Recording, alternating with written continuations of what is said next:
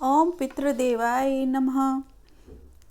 शास्त्र कहते हैं कि पितृ अत्यंत ही दयालु और कृपालु होते हैं।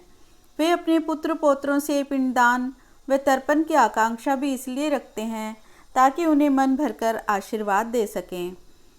श्राद्ध तर्पण से पितरों को संतुष्टि मिलती है। पितृगण प्रसन्न होकर संतान सुख, धन धान्य, विद्या, राज सुख, यश, कीर्ति, पुष्टि, शक्ति, स्वर्ग और मोक्ष तक प्रदान कर देते हैं। लेकिन वे इतने नाजुक होते हैं कि छोटी सी गलती उन्हें आहत कर देती है। वे अपनी उपेक्षा से रूठ जाते हैं। पितरों की आत्मा की शांति के लिए और उनका आशीर्वाद प्राप्त करने के लिए, उन्हें मुक्ति प्रदान का मार्ग दिखाने के लिए गीता के 7वें अध्याय के पाठ का विधान बताया गया है। गीता के 7वें अध्याय में श्री कृष्ण भगवान ने अर्जुन को परम सत्य का ज्ञान करवाया। जो लोग इस परम सत्य को सुनते हैं उनके पितृ परम ब्रह्म में लीन हो जाते हैं और उन्हें पितृदोष से मुक्ति मिल जाती है। आइए सुनते हैं भागवत गीता का 7वां अध्याय। भागवत गीता के 7वें अध्याय का नाम है ज्ञान विज्ञान योग। आइए सुनते हैं। श्री भगवान बोले, हे पार्थ, अनन्य प्रेम से मुझ में आसक्त चित्त तथा अनन्य भाव से मेरे परायण होकर योग में लगे हुए तुम जिस प्रकार से संपूर्ण विभूति, बल, ऐश्वर्य आदि गुणों से युक्त सबके आत्मरूप मुझको संशय रहित जानोगे, उसको सुनो। मैं तुम्हारे लिए इस विज्ञान सहित तत्व ज्ञान को संपूर्णतया कहूँगा, जिसको जानकर संसार में फिर और कुछ भी जानने योग्य शेष नहीं रह जाता। हजारों मनुष्यों में कोई एक मेरी प्राप्ति के लिए यत्न करता है और उन यत्न करने वाले योगियों में भी कोई एक मेरे परायण होकर मुझको तत्व से अर्थात यथार्थ रूप से जानता है। पृथ्वी, जल, अग्नि, वायु, आकाश, मन, बुद्धि और अहंकार भी, इस प्रकार ये 8 प्रकार से विभाजित मेरी प्रकृति है। यह 8 प्रकार के भेदों वाली तो अपरा अर्थात मेरी जड़ प्रकृति है। और हे महाबाहो, इससे दूसरी को, जिससे यह संपूर्ण जगत धारण किया जाता है, मेरी जीव रूपा परा अर्थात चेतन प्रकृति जानो। हे अर्जुन, तुम ऐसा समझो कि संपूर्ण भूत इन दोनों प्रकृतियों से ही उत्पन्न होने वाले हैं और मैं संपूर्ण जगत का प्रभव तथा प्रलय हूँ, अर्थात संपूर्ण जगत का मूल कारण हूँ। हे धनंजय, मुझसे भिन्न दूसरा कोई भी परम कारण नहीं है। यह संपूर्ण जगत सूत्र में सूत्र के मणियों के सदृश मुझ में गुथा हुआ है। हे अर्जुन, मैं जल में रस हूँ, चंद्रमा और सूर्य में प्रकाश हूँ, संपूर्ण वेदों में ओंकार हूँ, आकाश में शब्द और पुरुषों में पुरुषत्व हूँ।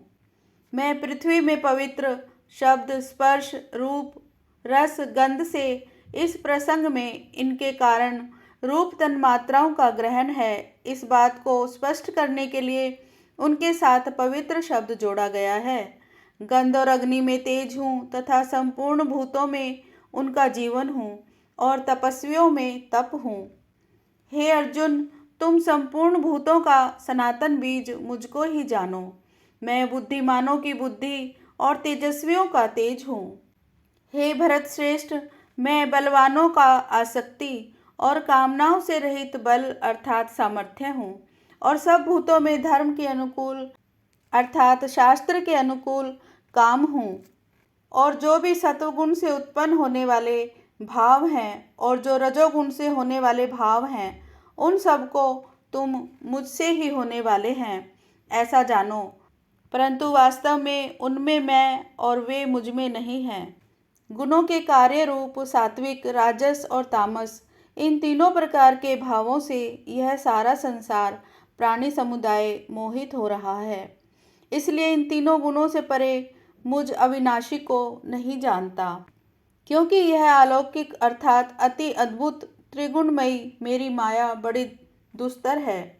परंतु जो पुरुष केवल मुझको ही निरंतर भजते हैं, वे इस माया को उल्लंघन कर जाते हैं अर्थात संसार से तर जाते हैं। माया द्वारा जिनका ज्ञान हरा जा चुका है, ऐसे आसुर स्वभाव को धारण किए हुए मनुष्यों में नीच दूषित कर्म करने वाले मूढ़ लोग मुझको नहीं भजते। हे भरतवंशियों में श्रेष्ठ अर्जुन, उत्तम कर्म करने वाले, सांसारिक पदार्थों के लिए भजने वाला, आर्त अर्थात संकट निवारण के लिए भजने वाला, जिज्ञासु अर्थात मेरे को यथार्थ रूप से जानने की इच्छा से भजने वाला, और ज्ञानी, ऐसे 4 प्रकार के भक्तजन मुझको भजते हैं। उनमें नित्य मुझ में एक ही भाव से स्थित अनन्य प्रेम भक्ति वाला ज्ञानी भक्त अति उत्तम है, क्योंकि मुझको तत्व से जानने वाले ज्ञानी को मैं अत्यंत प्रिय हूँ और वह ज्ञानी मुझे अत्यंत प्रिय है। ये सभी उदार हैं, परंतु ज्ञानी तो साक्षात मेरा स्वरूप ही है, ऐसा मेरा मत है, क्योंकि वह मद्गत मन बुद्धि वाला ज्ञानी भक्त अति उत्तम गति स्वरूप मुझ में ही अच्छी प्रकार स्थित है। बहुत जन्मों के अंत के जन्म में तत्व ज्ञान को प्राप्त पुरुष सब कुछ वासुदेव ही हैं, इस प्रकार मुझको भजता है, वह महात्मा अत्यंत दुर्लभ है।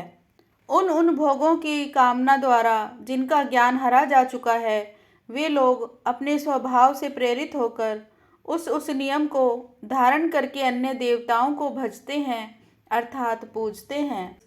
जो सकाम भक्त जिस जिस देवता के स्वरूप को श्रद्धा से पूजना चाहता है, उस भक्त की श्रद्धा को मैं उसी देवता के प्रति स्थिर करता हूँ। वह पुरुष उस श्रद्धा से युक्त होकर उस देवता का पूजन करता है और उस देवता से मेरे द्वारा ही विधान किए हुए उन इच्छित भोगों को निसंदेह प्राप्त करता है। परंतु उन अल्प बुद्धि वालों का वह फल नाशवान है तथा वे देवताओं को पूजने वाले देवताओं को प्राप्त होते हैं, और मेरे भक्त चाहे जैसे ही भजें, अंत में वे मुझको ही प्राप्त होते हैं। बुद्धिहीन पुरुष मेरे अनुत्तम अविनाशी परम भाव को न जानते हुए मन इंद्रियों से परे मुझ सच्चिदानंद घन परमात्मा को मनुष्य की भांति जन्म कर व्यक्ति भाव को प्राप्त हुआ मानते हैं। अपनी योग माया से छिपा हुआ मैं सबके प्रत्यक्ष नहीं होता, इसीलिए यह अज्ञानी जन समुदाय मुझे जन्म रहित अविनाशी परमेश्वर को नहीं जानता, अर्थात मुझको जन्मने मरने वाला समझता है। हे अर्जुन, पूर्व में व्यतीत हुए और वर्तमान में स्थित तथा आगे होने वाले सब भूतों को मैं जानता हूँ, परंतु मुझको कोई भी श्रद्धा भक्ति रहित पुरुष नहीं जानता। हे भरतवंशी अर्जुन, संसार में इच्छा और द्वेष से उत्पन्न सुख दुख आदि द्वंद्व रूप मोह से संपूर्ण प्राणी अत्यंत अज्ञाता को प्राप्त हो रहे हैं, परंतु निष्काम भाव से श्रेष्ठ कर्मों का आचरण करने वाले जिन पुरुषों का पाप नष्ट हो गया है, वे राग द्वेष जनित द्वंद्व रूप मोह से मुक्त दृढ़ निश्चयी भक्त मुझको सब प्रकार से भजते हैं। जो मेरी शरण होकर जरा और मरण से छूटने के लिए यत्न करते हैं, वे पुरुष उस ब्रह्म को, संपूर्ण अध्यात्म को, संपूर्ण कर्म को जानते हैं। जो पुरुष अधिभूत और अधिदेव सहित तथा अधियज्ञ सहित सबका आत्मरूप मुझे अंत काल में भी जानते हैं, वे युक्त चित्त वाले पुरुष मुझे जानते हैं अर्थात प्राप्त हो जाते हैं। ओम तत्सत।